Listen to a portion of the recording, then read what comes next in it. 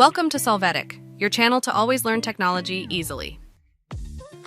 Below in the description, you will find useful links we used in this video.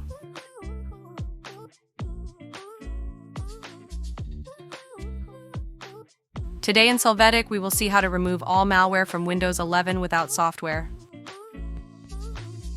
To start, in the search box, enter Security. Open Windows Security.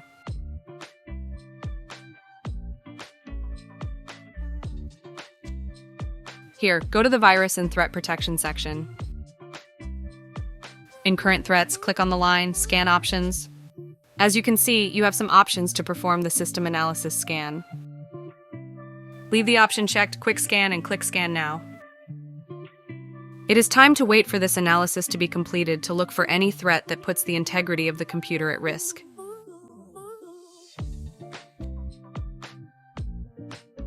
At the end, you will see a summary of the analysis performed. Hey, remember to subscribe Solvetic channel.